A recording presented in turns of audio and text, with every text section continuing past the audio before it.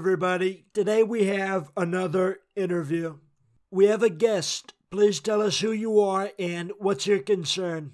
First off, I'm Emmanuel Acho. Played 4 years in the National Football League now. I'm a sports broadcaster. But I've started thinking about the social issues and trying to figure out, how can we fix what's going on in America? Well, you know what? Now I can't fix what's wrong in America. I was making America great again, and I lost the elections. Well, I won the elections. Let's say I'm not in charge anymore. So what's the point? White people can't decipher between a black person that's a threat and a black person that used to play in the NFL and actually is extremely well educated. Black people can't decipher between a white girl that's a racist and might call the cops on me in Central Park and a white girl that is actually just a fun-loving, good spirit. And I think it's all because of a lack of exposure and education. So what I've tried to do is take this time to expose my white friends who have been so worrisome of asking questions. Like, some of my friends have been like, so do you prefer to be called Black or African American? And, it's like some of them don't even know, how we want to be addressed. That's crazy. I know I want to be addressed as the best president of the United States. And that's not part of my white privileges. How do you see that? White privilege isn't saying your life hasn't been hard. It's saying that your skin color hasn't contributed to the difficulty of your life. And I hope a lot of people watching this hear that, because, again, if I'm running a race with somebody and and the start official, they hold me back for the first 200 yards or the first 200 seconds. And now they're like, okay, Emmanuel, you're free to go run. That's not a fair race. And while in our life, we all run one figurative lap, right? Like, you run a lap, I run a lap, and that lap is equivalent to our lifetime. Several white people got a head start because our ancestors. And it's no problem with that. It's just acknowledging the head start. Think about it like this.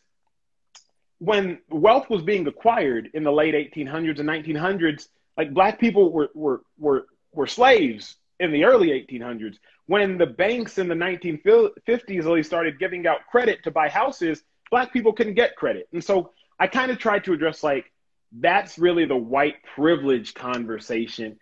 The other conversation that I've heard so much about is the N-word, right? Like that. And that's a sensitive topic. So for those tuning in, this one was really hard for me.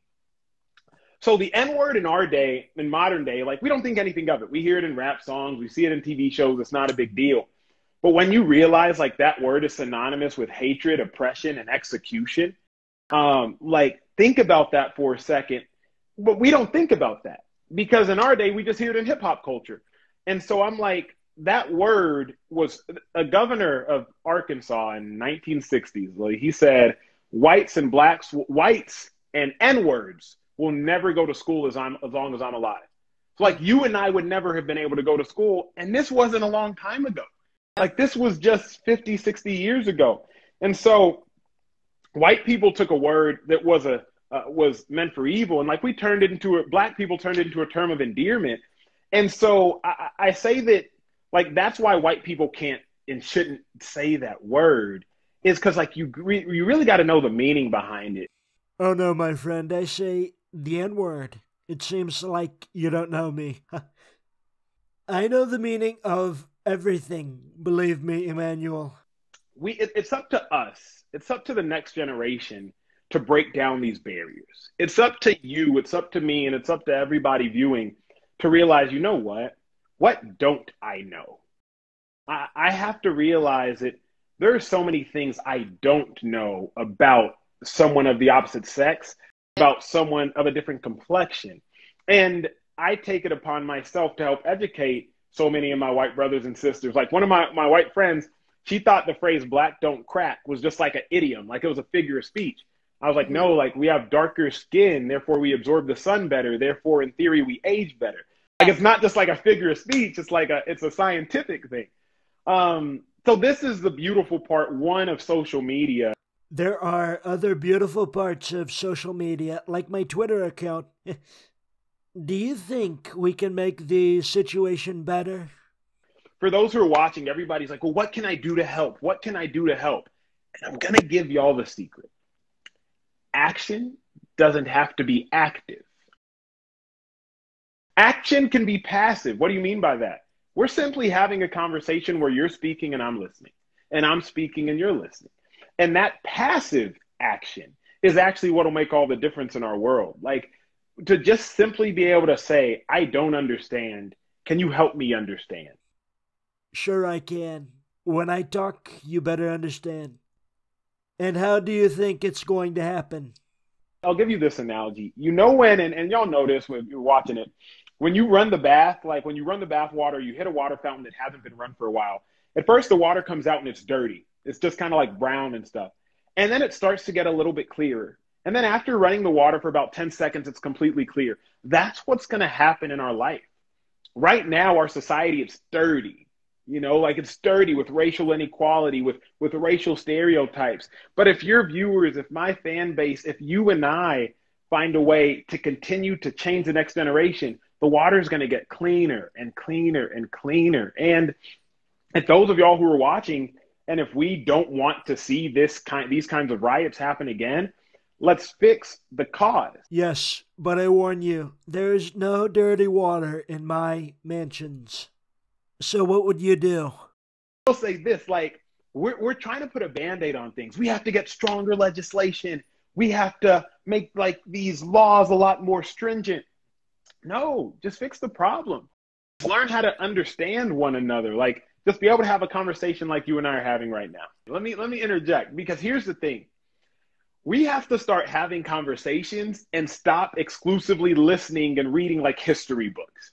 Because a history book will leave you hella confused, right? A history book will make you wonder, do I say black or do I say African American? Where having a conversation with me, Emmanuel Acho, will tell you, nah, bro, like just say black. I can't tell you how many of my NFL friends have called me, hey, Emmanuel, I want to release this statement. And I'm talking like Super Bowl winning friends. Hey, I want to release this statement. Can you proofread it? Like, how do you feel about that? How do you feel about this? I respect them because they're getting my opinion before they release something publicly. But that's what it's about, is like, have a conversation with the source. Like, this, stop with the stereotypes and really get experience. Let me ask you this, Ali, because I've been curious. How would you have defined, or how do you define white privilege? And how would you even acknowledge that, like, maybe I am privileged?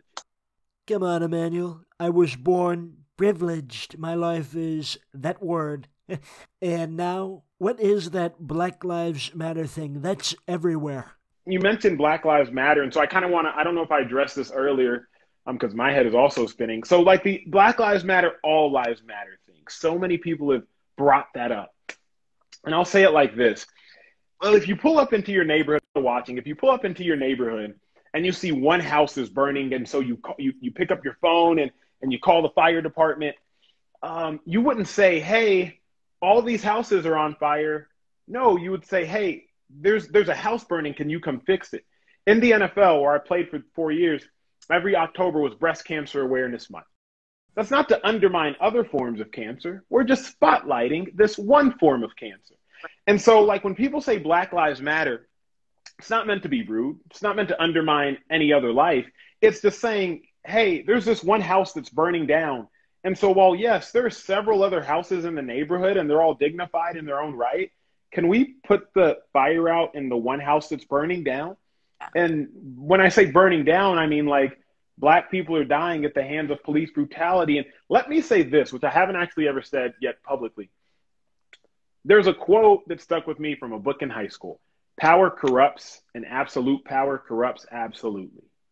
That means that, like, power corrupts, and if you have absolute power, you for sure gonna get corrupted. Police officers, for the most part, they have absolute power. You're wearing a badge and you got a gun. Like, you have all the power in the world.